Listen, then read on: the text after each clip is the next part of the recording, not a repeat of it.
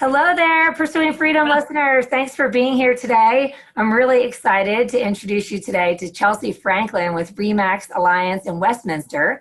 And she's got a great story for us here today. I'm really amazed by what I've already learned about Chelsea. She's Thanks. a former golf player at the University of Oklahoma, a big Sooners fan, which we can see in the background if you're watching the recorded video here.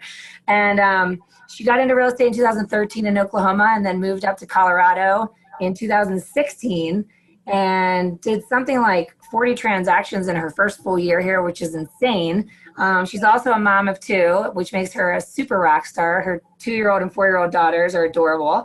And she's going to tell us her story of how she manages growing a business with her online presence, her sphere, her flips, her investments all over Oklahoma. Like, there's so much going on. I just can't wait to dig in. So with no further ado, Chelsea, tell us a little bit about your backstory and how you got into real estate and why, and then what brought you to Colorado and your story.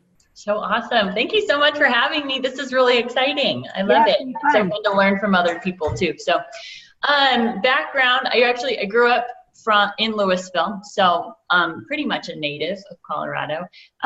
Monarch High School. Got recruited to play golf, went to the University of Oklahoma, played for 4 years, 4-time letter winner. Then I went on to get my master's in intercollegiate athletic administration. Whole idea was just to stay in the golf industry because that's just what I knew. I got my undergrad in communication and then master's in pretty much sports administration. Got a couple coaching offers, which was great. But then in the middle of it, my husband, who played football at the University of Oklahoma, I think when you're young, you're still it's hard to pick a degree right off the bat and you're not sure what you like or maybe what you're passionate about or where you want to spend your day in and day out. But Daniel decided to go to law school. And in the middle of all, gosh, it's kind of like a whirlwind. So I got my master's, got coaching offers. Daniel decided to go to law school. And my dad was like, you should try real estate. So obviously you just have to have a GED. So having a few degrees, it was pretty easy to get your real estate license, as we know, because the market's overflooded with real estate agents. But it's been wonderful getting to know people. It's a hospitality industry. So, I really enjoy the grinding and finding people the right properties, helping people make money in real estate. There's just a lot of avenues there, but so got licensed in 2013, I think. Yeah, so, that's what you said. I'm still licensed in Oklahoma. Metro Brokers of Oklahoma is who I hang my license with. I am just mostly licensed there just for referrals. Obviously, I can't be out boots on the ground. But for our own investment purposes, it's a great state to see some awesome cash flow. So if anyone's interested in cash flow talks, let's go. Oklahoma. I am actually. So we're going to have a side conversation after this is over. So how many properties do you guys own in Oklahoma now? We have 18 total, 14 in Oklahoma. Wow. So do you have a property management company of your own, or do you use a company down there? Yeah, I've got 3 different managers in Oklahoma, and then I just manage the ones in Colorado. So you have 4 here in Colorado? Yes. And do you do all long-term rentals, or do you do any short-term rentals? 5 in Colorado. All long-term. Yeah, I don't know the Airbnb business. It's everyone's on a year or longer lease. So. Okay. Wow, awesome. So you're managing properties on top of momming and running a successful real estate business. Yeah, just my own stuff. I'm blessed with really, really awesome tenants right now. So, if they get to a point where I'm getting a call, a day, a week, it depends on what it is, then a manager has to jump in. It's all time value of money. If you're taking my time, sure, it might be worth it to pay somebody else to do that job. But yeah. Cool. So what did it look like when you first got licensed in Oklahoma? So, take me back to how did you pick Metro Brokers and what kind of mentorship did you have when you jumped in at first? Yeah. I have to learn things for myself, which has put me in a lot of bad spots, a lot of good spots, but I just really hit the ground running. I've always been an individual agent. I've never been on a team, and I just started kind of copying what everybody else was doing, and my business really took off with open houses. I think I sold 25-ish in my first year, and it was like 90% people I met at open houses. I was there Saturdays and Sundays, following up. So you were doing, now you're talking about doing open houses for other agents in the office who don't want to hold open their house, their listings, right? Yeah, exactly. And then you don't have numbers to spew off. So it was all like, hey, Metro Brokers, we have a huge presence in the state of Oklahoma. And then you just like go, this is how many homes my company has sold. This is what we did this month. And you're just saying company numbers. And most people don't really understand how like, we're all independent contractors, and they kind of tie you to your company. So if your company's got a lot of signs places, then they assume that's you. Interesting. So I think that. Did you guys just start buying real estate for yourselves right away as soon as you got licensed and saw the opportunity? Oh, yeah, no, no, because we bought our first house in Oklahoma it was like right after I got licensed, we bought our first house. We really didn't start picking up aggressively all these properties until summer of last year. So it's only about a year and a half that we've really been acquiring a lot of property. I know my husband and I sat down to dinner the other day and we're like, oh, how did this happen? We just like bought all these multifamily and sixplex and a couple single family. Oh, wow. Yeah. So you've done some commercial then. Anything above 4 units is considered commercial. And then, wow. So you've got a couple apartment buildings then? We've got 1 6-plex and then 1 4-plex. Wow. That's wild. So how many, then you roughly 10 to 15 units that you've picked up just in the last year? Yeah. Wow. Yeah. That's amazing. Yeah, it's been good. Yeah. I mean, it's a great place. I mean, the goal is your money making you more money. So, I mean, if I have some big sales, I mean, the commission checks in Colorado can be pretty big. So I just turn around and then buy another house.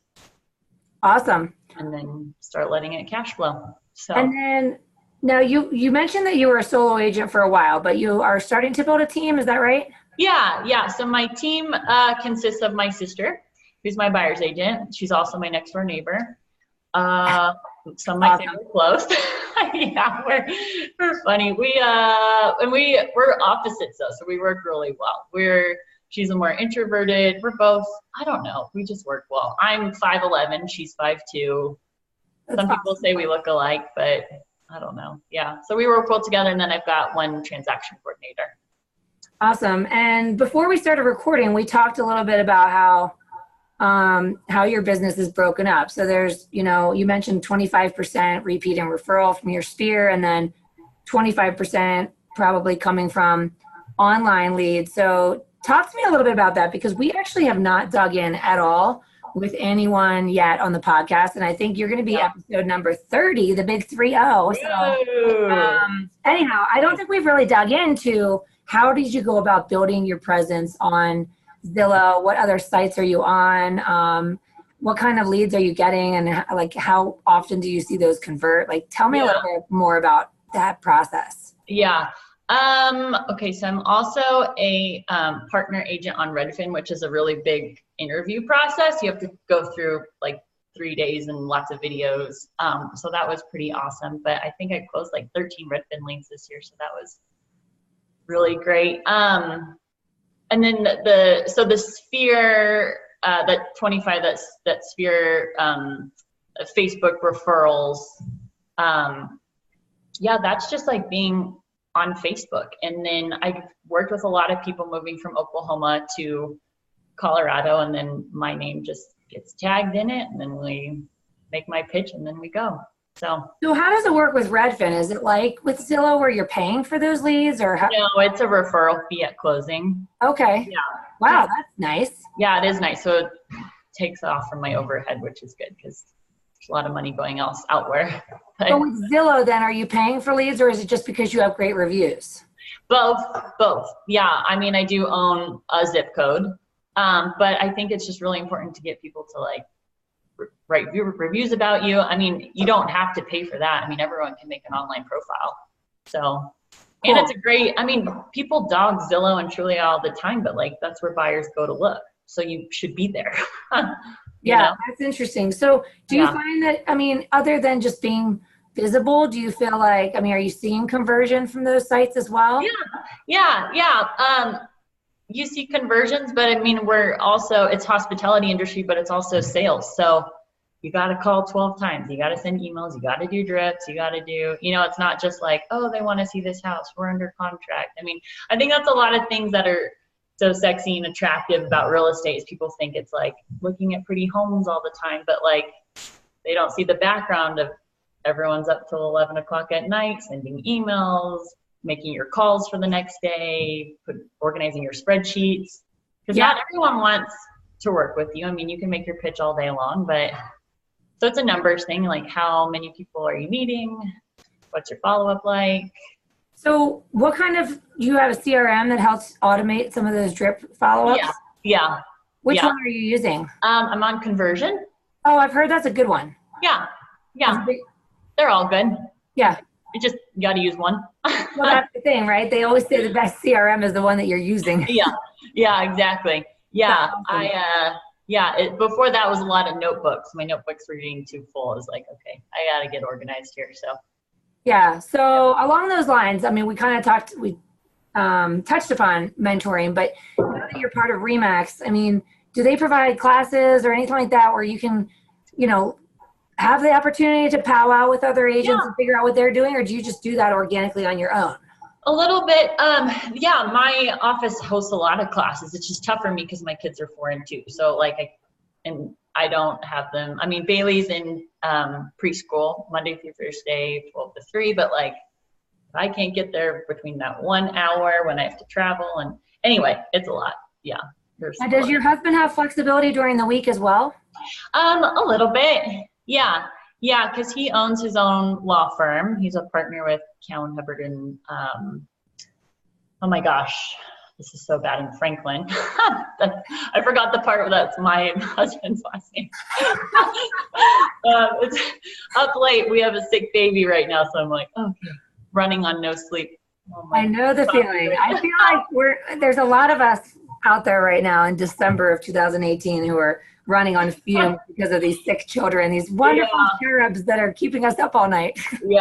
So he's a lot more flexible because it's all billable hours. So if he has to take off 2 to 4 so I can go take a class or do showings, then he's just going to have to make that up from 9 to 11 or get up and work from, whenever. So I'm sure what a lot of people are wondering, because I think you mentioned that you don't have full-time help for the girls. So are they tagging along with you on showings, listing appointments? Are there any things, are there any types of appointments where you just feel you cannot bring them? Or do you feel like folks don't want to work with me knowing that I've got my littles, then they're not the right fit for me?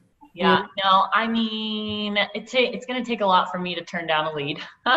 But, and I'll try to accommodate anything, but people have been really receptive to me bringing my kids. I mean, because we all have a life, and I think they appreciate that. It makes it more real maybe, but I mean, I think I'm just also, I mean, I know my numbers and I feel like I'm pretty good at what I do. I mean, I didn't know how else to say that other than and I can connect with people and I get them in the right properties and I know the right clauses to put in the contract to win somebody in a multiple offer scenario. And my kids aren't the least of the concern. It's like, there's so many things that are going on right now and they're good. They're good girls. So, I mean, I hand them my phone, an ice cream cone, and let's talk real estate. I mean, they'll just sit there for a minute.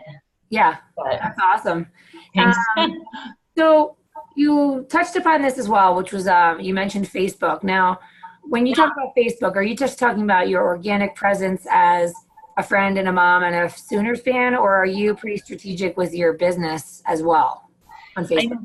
I need to be better about my personal Facebook page, but like there's a lot of great online groups. So yeah, all the Facebook referral groups are.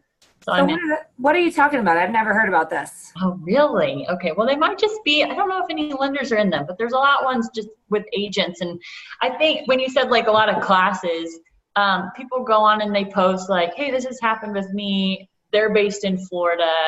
And then people from all over the country chime in like, well, I don't know your contract, but this is how I would handle this. And So you just stay really active and keep giving advice, and that way people think of you and know who you are when an opportunity comes to refer someone in Denver? Yeah.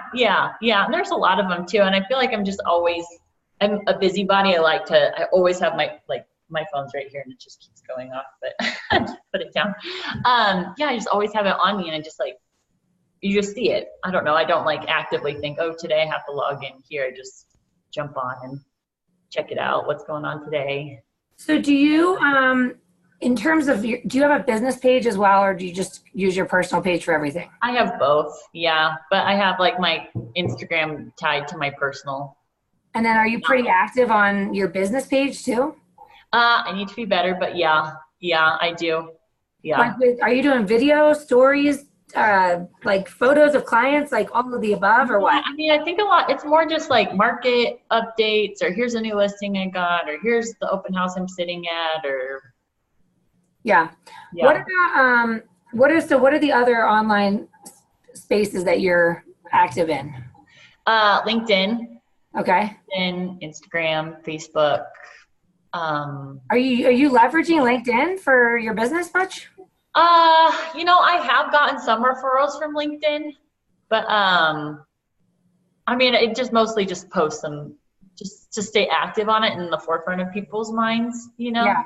I'm terrible on there. I'm pretty much non-existent. I don't even know the last time I checked. I probably have 400 emails from automated recruiters or something. Yeah. I mean, that's not one of my big go-to places, is got to stay active on LinkedIn. But I mean, if you get one deal a year from it, that's amazing. Yeah, definitely. The more places you can be, the better. So what are you thinking about for 2019? Are you planning on growing your team? Are you still trying to figure that out? Yeah. Definitely planning on bringing somebody. I don't know what it's going to be though. Yeah, I'm doing some 2019 business planning, and I'm not sure if it's more help on the showing side of it, if it's a true buyer's agent, if it's an assistant. I'm not sure what I need. I need something though, because I'm pulling my hair out a little bit, but yeah. You mentioned that your sister already closed 13 transactions in her first year and just got licensed in February, which is pretty amazing. So is she doing her own lead generation, or is she working your leads? It's a lot of it's my leads, but she's got a great friend group right now. Then everyone's starting to buy homes. I mean, the average first-time home buyer is age 40 in Colorado, but and her friends are doing really well and starting to really look at buying properties, investment properties. So she's really diving into that niche, which is awesome. And are these folks in their 20s or 30s or both? Young 30s, upper 20s. Okay. Yeah. So it's. I didn't realize that the average age was 40. I thought it would be younger. Yeah. Well, I saw it in Colorado was 40 just because our sales prices are much higher. Our average sales price is 400 just for the whole metro. I mean, just on RE. I mean, Denver's probably just below 500. Parts of Erie are 550. I'm based in Erie. Okay. But you just pull the whole MLS in the past year. It's $399, I think it was when I looked this morning. Got it. Now, how often do you guys spend time together as work? I mean, for work-related activities, are you pretty much operating side by side autonomously, or are you spending most of your time together brainstorming, marketing together? Yeah, we spend a lot of our time together all the time. Yeah, which can be a good and a bad thing because we get distracted, maybe we should do a quick workout, or And are you guys creating a brand that's for the two of you, or do you each have your own? It's me. It's the Franklin team. Yeah. Got it. So I guess what I'm picturing is how does this work for folks? I don't know that we really dug into this very much with buyer's agents and how you go about handling it. So when you pass off leads to your sister, I mean, do you talk about your team from the get-go now that you have you have started a team? So are you now, as the Franklin team, the minute you talk to a lead, you're going to let them know that you've got a partner, or do you call her a buyer's agent? How do you present it to the client? It depends on where Brooke and I stand that day. If she's a buyer's agent, an assistant, or whatever, or my sister showing up. But then people kind of get to know us. It just depends on the day what I call her. But usually it's a buyer's agent. Brooke Lapine is representing the Franklin team. you're going to work with both of us throughout this transaction. I mean, CC both of us if you can, so that, because I have more experience, you know, I've sold over 200 homes. So it's like, yeah, I feel like they feel more comfortable with me, but then Brooke's really quick at responding. She's like the boots on the ground, and then I can stay behind the computer. So are you getting to a point now where you're able to be out in the field more and she's able to be at the computer more in terms of responsiveness? And is that like liberating for you, or are you somebody that likes to be at the computer responding to everything? I like to be responding to everything. Yeah, I like to be responding. But then I feel like I kind of get rejuvenated when I'm out with people, because it can be really frustrating just being behind the computer screen and just typing away. But and if I can get out with people and like, okay, let's break this down. Why am I really doing this? I'm building a connection with you. This is actually a good time. So it can be a lot though when you get like into all of your numbers. You're like, oh, my goal was this, and I'm 3 houses short, or yeah, create a lot of anxiety because I'm pretty competitive. But I think that's I think most of us in our industry are, because we wouldn't be in this industry if we didn't have some level of competitive nature, even with ourselves. Really, it's what it's about, because you want, as you're growing and you want to be improving, there's some level of competitive there where it's like, well, I did this much, so I can do more. I can always do more. I can always do better. I can always be faster, smarter, you know? Yeah, exactly. Yeah, and year over year, I mean, I keep increasing how much I'm doing, so, which is good. But with that, it's like, God, I'm not really sure what the next step looks like. I mean, because a lot of teams they operate differently, you know? So I just am trying to figure out what's working for me. Yes. Well, you might already be doing this because it sounds like you're more organized than I am, but I brought on my best friend in the summer of 2014, and it worked out swimmingly. We worked really well together. We complemented each other with our personalities and our style of doing things. And she was a self-starter, so she kind of sat next to me for a few months and learned everything by osmosis, and then it kind of like that. Yeah. The challenge became when we saw the business take off, because with 2 people, we could do so much more, and our impact grew, and then our business grew. And then we ended up finding ourselves overwhelmed and needing to hire somebody. And the problem is that we kept trying to hire people and expecting them to be able to learn by osmosis. Right. So eventually it was like all the stuff that lives in my head I sort of transmitted to her head. We had to figure out a way to put that on paper and have a better training program for the sake of the new people trying to join our team, because we just expected everybody to just jump in and figure it out. But the bigger your team gets, the more inefficient that becomes. Right. It was probably not till 2 years after building a team that I actually spent a 4-hour plane ride writing down all the scripts that live in my head, that they become scripts because we find a way to explain something and we see that it works and people understand it. So we repeat ourselves till it becomes a script. Right. And she knew all the scripts because she sat next to me for 2 years. But the other folks, so I don't know, are you thinking that far ahead where it's like, we're going to eventually have people that come along and they're not going to be able to be telepathic like us because we're sisters? Yeah, that's part of it. But it's like, I think the ideal person is somebody like, I give you a lead. I actually really don't want you to call me. I'm going to call you once a week to follow up. How are things going? Do we make closings? Should we talk about things? So you want someone independent running their own show and that can help take some leads off your plate so that you don't lose the leads. Right. Because when you lose leads, you lose money. And how much did you pay for that lead? Was it just a generic? I mean, it doesn't matter. Like, if you lost a lead, you lost a lead. So how do you retain more of them and keep them in-house and get them to closing and build a connection? And so if you know anybody. All right, well, there's a lot of people listening that might want to be a part of that. So what kind of training were you able to, like, how did you even have the bandwidth to train your sister when you've got so many other things going on? You're flipping properties, you got 2 kids. So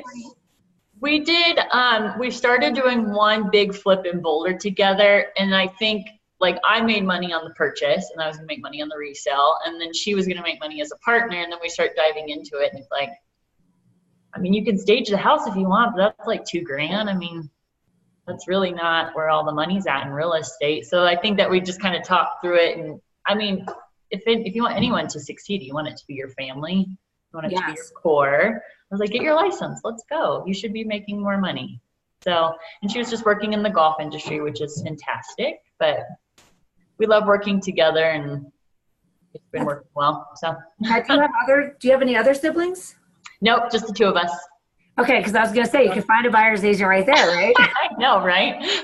No. Cousins, neighbors. Well, no, I mean, I joke, but after I hired my best friend, then my nanny of 2.5 years joined my team, and oh my gosh, is the absolute savant and was on my team for 3.5 years. Then I hired my neighbor, who was one of my best friends, and just kind of spiraled out from there. And we all have this close-knit kind of family culture, and it's interesting because as we grow, we have to be careful because we need to make sure that the people that join the team can fit into the family, not just not just come in and look for a paycheck, but actually and love our clients and each other the way that we already do, Right. Yeah, that's a big part of it. I mean, I think I've said like 5 times already in this podcast, like the money and the cash flow and but it's about people, and it's like, and then the people are the ones who give you repeat business. And so how good was your transaction?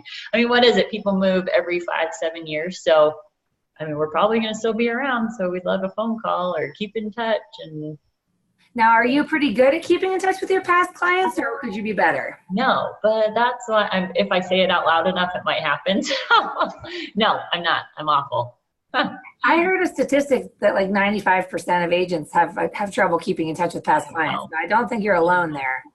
No, no, that's one thing. It's on my list of 2019 to get better at. So we'll see. Well, we were introduced by a lender, and you should really think about this idea that we've been talking about on the podcast and with some of my friends in the real estate industry, is this idea that I feel that lenders are missing the boat, and the lending world needs to start to take some responsibility for that past client follow-up.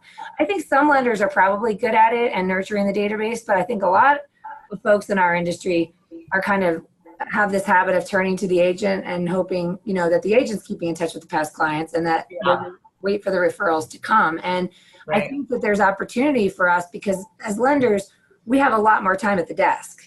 So we have a lot more opportunity to be consistent with the organization of getting the phone calls done, finding out, sending the birthday cards, letting the agent know it's their birthday, finding out that their dog is sick or that they're, having a baby or whatever. And we can participate in that process so that if both the agent and the lender are keeping in touch, then great. But if the realtor is too busy to remember to keep in touch because you're busy showing properties and doing all that, then the lender could do more, lenders can do more. So if you're a lender listening, you need to step up your game in 2019 and start keeping in touch with the past clients on behalf of your realtor friend. I have talked a lot about Facebook though too, but I'll then go follow people on their Instagram page or Facebook. So, but that's like a new way of keeping in touch. So I guess I'm not good at hey, it's been a month since you closed or a year since you closed, but hey, saw you posted a picture of your new baby. That's amazing. So I mean, on that aspect, I'm good. But now, does your TC? I think you said you share a TC that works for a company, so she's not your captive employee, right? No. I was just thinking maybe your TC could help out with some of the marketing stuff, like sending a gift when the baby's born and that kind of thing. But does your sister help out with marketing stuff, or do you guys just kind of do your own thing with that and keep it organic? I just kind of handle all of that unless it's coming from her personal sphere. And then it's just everything that I'm doing that she's jumping on with. So awesome. And is the goal for her to continue to be a buyer's agent into eternity, or do you think someday it would be more of a partnership, or what? Yeah. I mean, we'll see. I don't know. So as of this summer, it became the Franklin team. Yeah. I mean, never say never to anything. I mean, if somebody's going to bring more to the table than I'm bringing to the table, well, yeah, we should start splitting stuff, Got it. Okay. Yeah. Okay. So talk to me about the flips. How many flips have you done? Yeah. I think it was, my number, 6 or 7 this year. 7 this year? Mm-hmm. Yeah. Oh my gosh. So how are you, I feel like a lot of people would have this question, so I have to ask, Yeah. how are you going about finding these opportunities in such a heightened, market that we've been in with all this appreciation we've been experiencing for the last 5 years? I know. Where are you finding those opportunities? Just on the MLS. It's just a good old fashioned home search. Like, hey, I've got some extra money. Maybe we should flip a house. This one looks like it has a pretty awesome return. I mean, it's not one, we bought a couple through wholesalers, the past year. So then it's, quick closes, but, the other ones that I found, it was just, running a search fixer up or, just a target keyword. Sure. Yeah, it was just all the timing of it too. It's not like I got myself set up on a drip. It was, hey, let's look for something, really look for something for a week and then set the deal up. Cool. And then were you just winging it at first? Did you read any books about flipping, or did you just kind of go for it and then find contractors? Yeah, I just really went for it there. Yeah. This first one that we did as a family was just, we really grew closer apart. We got introduced to permits and building inspectors and codes and wow. Yeah, it was, I mean, you just got to learn by doing. I mean, I just think a lot of people like to talk about things and you just got to do it, Yeah, that's awesome. Flip a house. Okay, buy a house, then flip it. Just do it. Is there any, okay, so you've got 18 rental properties that you're managing, or you've got people managing some of them, you're managing 5. Yeah. Done 7 flips just in this 1 year alone. You've got internet leads that require a high level of attention and responsiveness. I mean, you really have to be on it like white on rice. Right. You've got your sphere and you've got 2 kids. I'm just like wondering, do you sleep at all? Or yeah, I maybe drank a little too much this year. I'm trying to get into like working out more, and it can be a lot. It's a lot. That wasn't really where I was going to go with that question. My question actually, but I'm thinking, I mean, I know I'm going to dive into like my personal stuff now. No. I know the listeners are like, dang girl, this girl is badass. So, but I'm just curious, is there any one like area where you find the most joy and the most fun? Like, do you love the flipping more? Do you love, just building that portfolio? Is that like an exit strategy, or do you really enjoy the belly to belly with the clients? I mean, there's you've got a lot of different responsibilities going on there. Is there any one that like gets you really fired up more than others? Great example, this past week and got a referral through Facebook for a client moving from Oklahoma. And that was just so fun. Like picking some properties, getting out. What do you like? What do you do in your free time? I mean, that to me, of just really diving into like why I'm doing what I'm doing. I really get what I need from people and just being out. I'm extremely extroverted, social. So that's really neat, putting people together. Awesome. Yeah. And then the whole rental side of it, I mean, that's the exit strategy for sure whenever that time comes. But getting all the extra checks isn't bad. Yeah. Awesome. And then you mentioned just enjoying like being social, getting in front of people. Do you guys do anything in the way of events, client appreciation events or anything like that? No. Yeah. You should have a party. Yeah. You need to have a party, girl. That sounds like fun. You're giving me some good things to think about. Host a party. Got it. I'm really good at that. I can party, so let's host one. Yeah, totally. Actually, one of the guests that was on the show, Kristen Abel, she started doing a Christmas party years ago at their house, and it's just that's good. And it's just like it's a big. I mean, I think they have like 200 people at this party now, but it's a blast and like. Everyone that goes to the party is somebody that she's probably sold real estate for at one point or another. It's really just for fun. I mean, it's a fun party. Right. Another guest was David Fowler. Has such a cool story. He's really into live music. Okay. You know him? He's a Keller guy, not Ray Max. But anyway, he started a backyard party in his first year in real estate with like 30 or 50 people. That's awesome. 7 years later, it was 3,500 people at the Levitt Pavilion for a free concert. What? Yeah, that's awesome. Okay. I know with like Buffini and Company, their coaching program, they talk a lot about that. Like, what do you really love to do? And you could probably build a business around what you love. And if you love being social and hanging out with people, then why not make it an excuse to have like an impactful opportunity to get in front of people? Yeah. Yeah. Well, you need to throw a party, girl. I know. That's what we need to do. I know. Yeah, maybe at the golf course or something. Little putt-offs. Oh, yeah. Get creative. I love it. I'm going to look forward to the invitation in 2019. Yeah, it'll be good. You got to be there. Awesome. So are you all set with your business plan for 2019 or still fine-tuning? Fine-tuning.